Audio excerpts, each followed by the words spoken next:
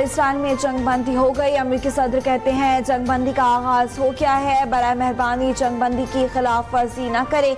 इससे कबल Donald Trump ने समाजी राब्ते की वेबसाइट पर दावा किया था इसराइल और ईरान बाकायदा जंगबंदी का ऐलान करेंगे। ईरान और इसराइल ने हौसला, हिम्मत और दानिशमंदी दिखाई। दुनिया और मशरिक़ वस्ता जंग के असल फातेह हैं। दोनों अक़वाम को मोहब्बत, अमन, खुशहाली मिलेगी। अमेरिकी सदर ने कहा इसराइल और ईरान दोनों मेरे पास आए और अमन की बात की।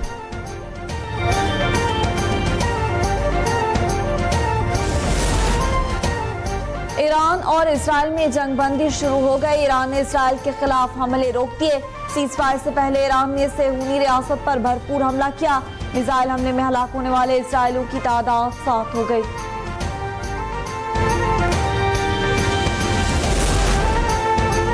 इसराइल के खिलाफ हमारी कार्रवाइयां सुबह 4 बजे तक जारी रहीं। ईरानी वज़ीर ख़ारजा अब्बास अराग़ची कहते हैं सुबह 4 बजे तक ऑपरेशन को कामयाबी से मुकम्मल किया। हमारी अफ़वाज हर हमले का जवाब देने के लिए खून के आखिरी कतरे तक तैयार हैं।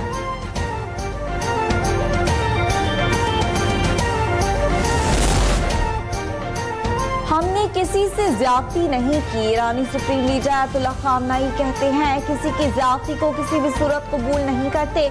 हम किसी की ज्यादती के आगे हरगिज़ सर नहीं झुकाएंगे। ये ईरानी कौम की मुंतक है।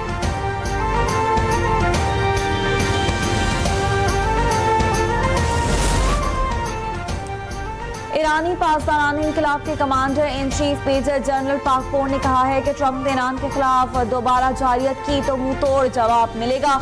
एक बयान में उन्होंने कहा कि कामयाबी और फतेह पर मिलत ईरान और शोहदा के अहले खाना को मुबारकबाद पेश करता हूँ।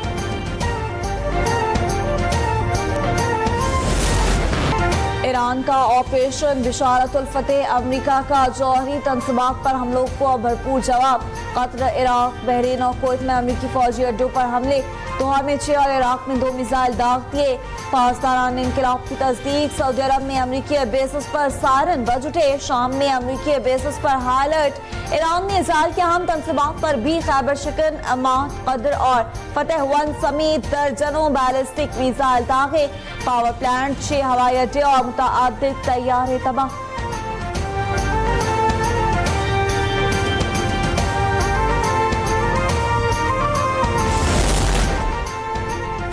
कतर हमारा ब्रदर मुल्क है। हमला कतर पर नहीं अमेरिकी एयर बेसिस पर किया। ईरान के सुप्रीम लीडर अयतुल्लाह ख़ामनेई की वजाहत। ईरानी फौज का अमेरिका और इसराइल को हर हमले का जवाब देने का ऐलान। कहा अमेरिकी अड्डे जंग भड़काने वाली हुकूमत की कमजोरी है, ताकत नहीं।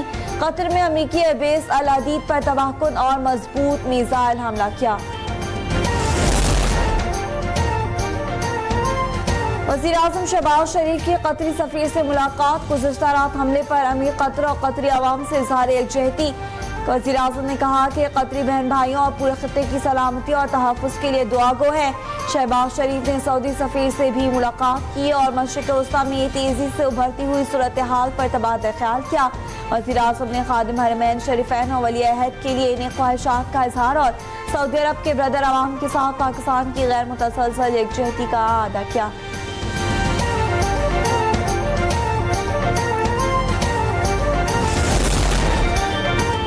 ईरान इसराइल जंगबंदी के ऐलान पर पाकिस्तान स्टॉक एक्सचेंज में जबरदस्त तेजी। सेशन के आगाज पर 100 इंडेक्स में 5000 से ज्यादा पॉइंट्स का इजाफा।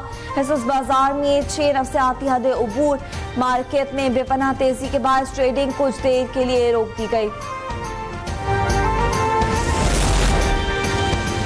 अफगानिस्तान से दहशतगर्दी पाकिस्तान के लिए शदीद खतरा है। अल-कायदा, तहरीक तालिबान पाकिस्तान और बलोच अस्करियत पसंद गिरोह अफगानिस्तान के गैर हुकूमती इलाकों में सरगर्म है। सलामती कौंसिल में पाकिस्तानी मुस्तकिल मंदूब आसम इफ्तिकार कहते हैं अफगानिस्तान किसी भी मुल्क के खिलाफ दहशतगर्दी की पनाहगाह नहीं बनना चाहिए।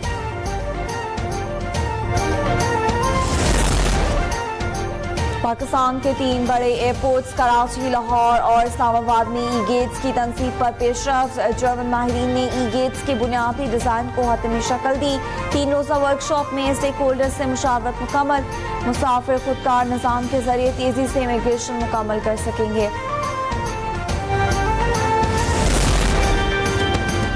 गवर्नर सिंध से खालिद मकबूल की सरबराही में एमक्यूएम वफ़द की मुलाकात। कामरान खान तिसौरी को हज की शहादत पर मुबारकबाद पेश की। वफ़द के अरकान ने गवर्नर सिंध को हार पहनाया और गुलदस्ता भी पेश किया।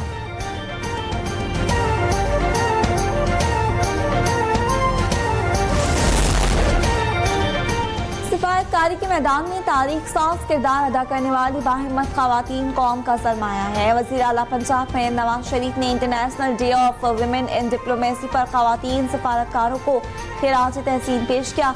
जब खवातीन सिफारतकारी की क़यादत करती हैं तो ये डिप्लोमेसी अमन और इंसानियत का इम्तिज़ाज बन जाती है।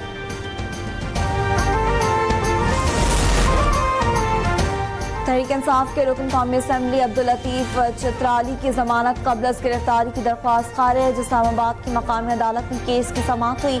अदालत ने रिमार्क्स किए अब्दुल लतीफ 9 मई के मुकदमे में सजायाफ्ता हैं जिन्होंने अभी तक सरेंडर नहीं किया। ऐसे शख्स को फेवर नहीं दी जा सकती जो कानून से भागा हुआ हो।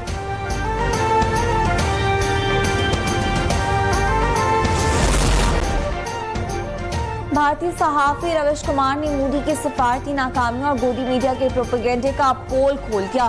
कहा भारतीय वज़ीर ख़ारजा जयशंकर ज़ाहिरी रखरखाव और महंगे सूट पहनने तक महदूद हैं।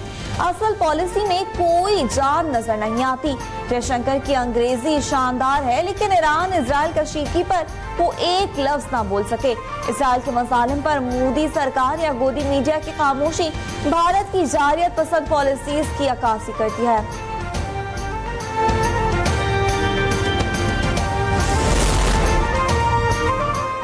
रियासत के फलस्तीनियों पर मसालिम रुक न सके। गजा में इमदाद के मुंतज़िर लोगों पर इजरायली फिजाया ने बम बरसा दिए। बमबारी में बच्चों समेत 40 से ज़ायद फलस्तीनी शहीद हो गए। दर्जनों फलस्तीनी जख्मी हुए। 7 अक्टूबर 2023 से जारी इजरायली जारियत में शोहदा की तादाद 56,000 तक पहुँच गई।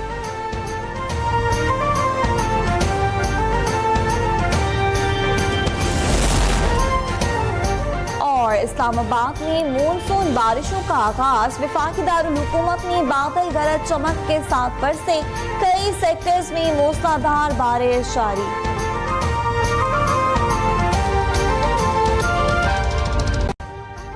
अभी सब्सक्राइब करें ताकि कोई खबर रह न जाए।